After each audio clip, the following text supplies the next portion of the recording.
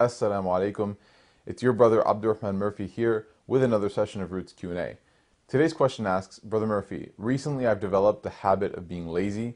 This procrastination has caused me to miss my prayers, to suffer in my school, and also not to do well at work. Can you give me any tips on how to conquer laziness?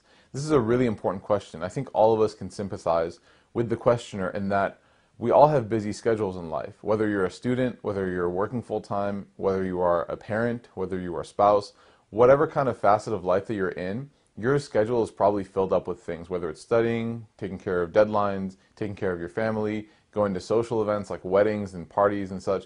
These are things that take up your schedule and will generally decrease your energy level. So just like when you drive a car around a lot, the gas tank goes from full to empty. When a human being or when a person does a lot of things in their day, then they tend to have less energy and their energy levels go down. So it's really important to ask this question and also to see what are some things that the Prophet Muhammad sallallahu alaihi wasallam, what he taught us about laziness, and also how can we practically implement these tips into our lives.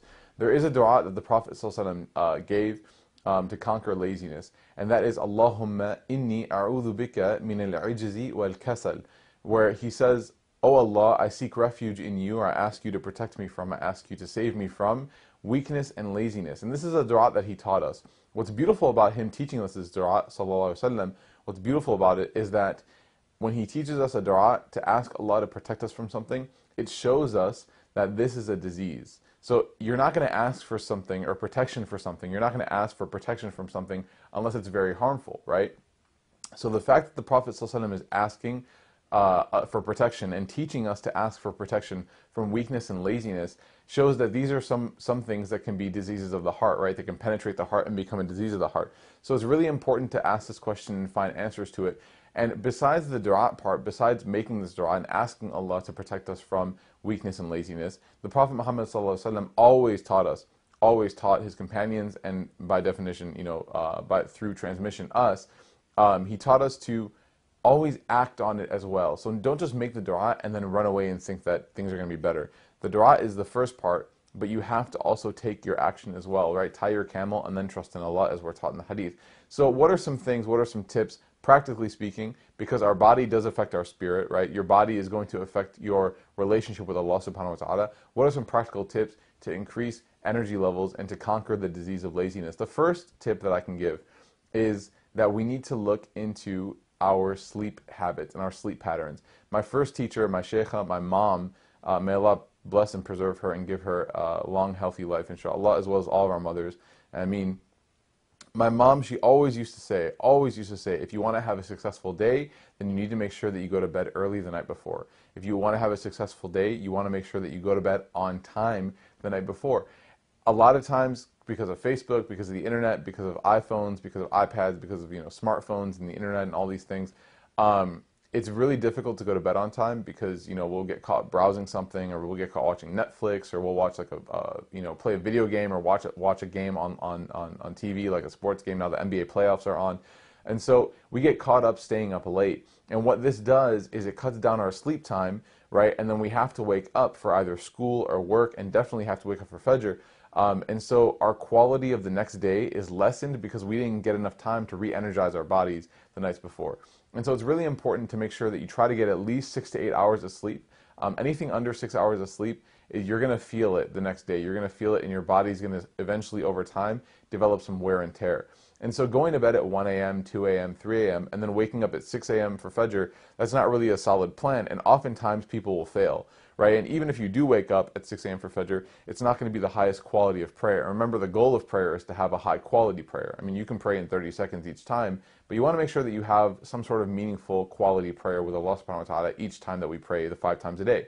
So make sure that we try to go to bed early, right? So we need to make sure that we try to go to bed maybe 11 p.m. Once you push past midnight, you're really going to detract or take away from the quality of your day the next day, inshallah. So make sure that we try to go to bed on time. My mom always used to say that, and wallahi, the older you get, the more you realize how true it is. You do need a solid night's sleep the night before. That's why whenever you take an exam or whenever you have a big test or a job interview, what do people always do? They always say, all right, I gotta go to bed early, I got a big day tomorrow. Well, every day is a big day, right? Every day is a day that you have to achieve something. And each day in the life of a Muslim is supposed to be better than the next at some point, right? Even if we make mistakes, it's fine. We don't want to make the same mistakes the next day, right? So if you miss Fajr one morning, move past it. Make tawbah, feel guilty, but make sure that you don't miss it the next morning. And how can you do that? Practically is by going to bed on time.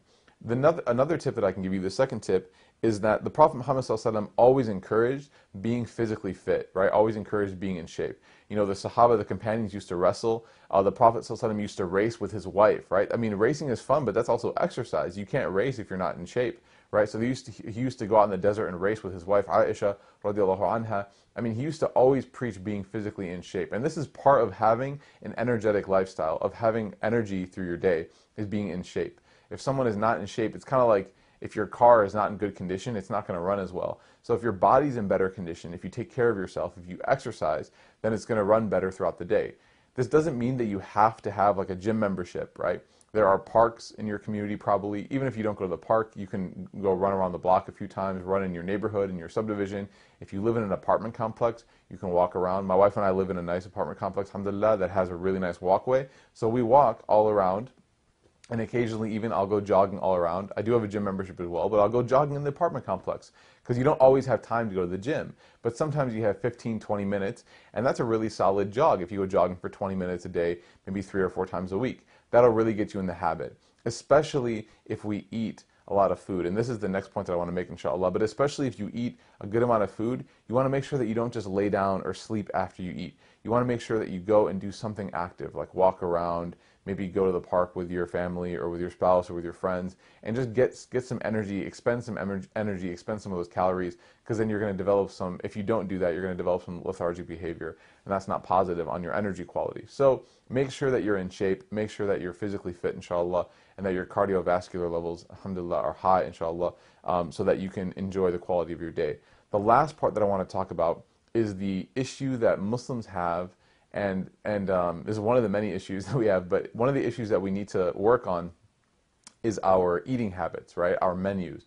And because a lot of the Muslims came from overseas, from the eastern part of the world, right? We have a lot of Indo-Pakistani and Arab cultural cuisines.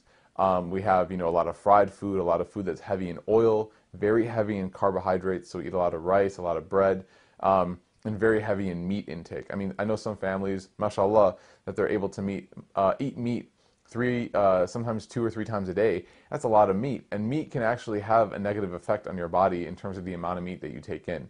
It's very important to eat high quality food, right? So in terms of eating food, you want to make sure that we eat high quality and that the quantity is not that high, right? So high quality meaning vegetables, fruit, a lot of water. Don't drink a lot of Coke or a lot of soda. That stuff is not really good for you. If you have to have something sweet, there's fresh juices that you can drink. A cup of orange juice is actually better for you than a cup of coffee in terms of even keeping you awake as well, because of those sugars from the juice as well. So make sure that you eat healthy. Now on the quality part, we want to make sure we eat good quality, but on quantity, the Prophet Muhammad ﷺ also taught us that, in a very famous hadith, that the capacity of the stomach should be 1/3, 1/3, 1/3, right? 1/3 food, 1/3 water, and 1/3 left for air. Now, a lot of Muslims take this hadith as like a challenge, like the Prophet ﷺ is giving like some sort of millionaire challenge to, the person who can eat 1/3, 1/3, 1/3. And so we always try to achieve, these 1/3s. But the Prophet Muhammad ﷺ actually is giving us the maximum limit, right? This isn't a challenge, this is an advice. And he says that the most you should eat is so that the amount of food you eat takes 1/3 of your stomach, the amount of water or liquid is 1/3, and the amount of air or space left for air is 1/3. This isn't saying that you have to eat this much, but that this is the most you should eat. Now, what you might say to this is, well, if I only eat this much, then I'm going to have to eat more frequently, right? And I'm really busy with my schedule. I can't eat that frequently. But even, studies have shown, health studies have shown, that eating smaller meals more frequently throughout the day is better for your health and better for your metabolism, thus affecting your energy levels. So even if you have to eat smaller meals a little more frequently throughout the day, it's better for you, it's more healthy for you, and it'll help take care of your energy levels, thus taking care of the disease of laziness, inshallah. So these are a few tips, along with the dua, that we should make. The tips of making sure that we get enough sleep, enough rest, and sleeping on time, right? Don't sleep late. making sure that we're fit, we're physically fit and we're active, and making sure that the fuel that we're putting inside of our bodies is high quality enough to take care of this amana that we've received from Allah subhanahu wa ta'ala. These 3 tips are things that I've thought about, that I'm trying to put into my life, and I'd love to share with you, inshallah. I think that if we try to improve these 3 things, that will improve the quality of our lives, inshallah. So with that, I want to say thank you for submitting this question. It's an excellent question, jazakallah khair, and inshallah we can all live more energetic lifestyles, not lazy lifestyles, inshallah, so that we can be better worshippers of Allah and better family members. We can be a better member to our families, inshallah. Wa ta'ala, jazakallah khair, wassalamu alaikum wa rahmatullah.